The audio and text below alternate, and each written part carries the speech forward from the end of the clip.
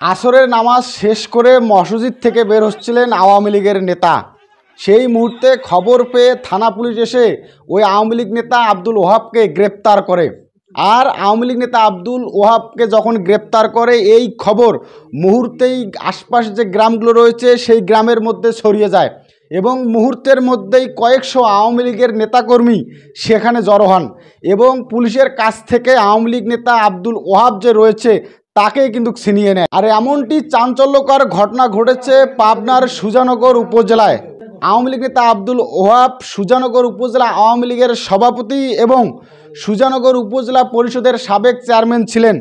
এদিকে এই আব্দুল ওহাব যে আওয়ামী লীগ নেতা রয়েছেন তাকে ছিনিয়ে নেওয়ার ঘটনায় ইতিমধ্যেই এলাকা জুড়ে কিন্তু শুরু হয়েছে নানা আলোচনা এবং সমালোচনা। আজকে সুজানগর উপজেলার মথুরাপুর স্কুল মাঠে এই ঘটনাটি ঘটে। ইতিমধ্যেই এই আওয়ামী লীগ নেতাকে ছিনিয়ে নেওয়ার ঘটনায় একটি ভিডিও সামাজিক যোগাযোগ মাধ্যমে ভাইরাল হয়েছে। সেই ভাইরাল ভিডিওতে দেখা যাচ্ছে যে পুলিশের গাড়ি থামিয়ে আওয়ামী লীগের যে নেতাকর্মীরা রয়েছে তারা কিন্তু দলীয় স্লোগান দিয়ে আওয়ামী লীগ নেতা আব্দুল ওহাব যে রয়েছে তাকে কিন্তু ছিনিয়ে নিচ্ছেন।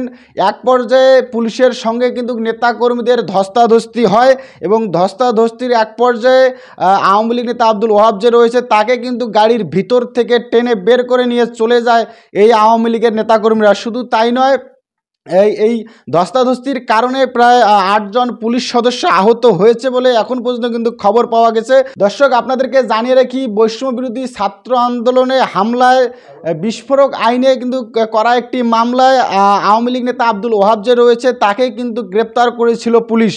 দর্শক, আপনাদেরকে আবারও জানিয়ে রাখি, পাবনার সুজানগর উপজেলার মথুরাপুর যে স্কুল রয়েছে সেই স্কুলে কিন্তু এই ঘটনাটি ঘটে।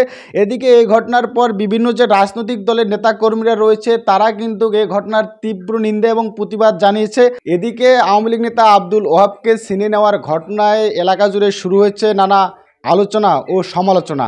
পরিমল চন্দ্র বসুনিয়া, ই মিডিয়া নিউজ ডেস্ক।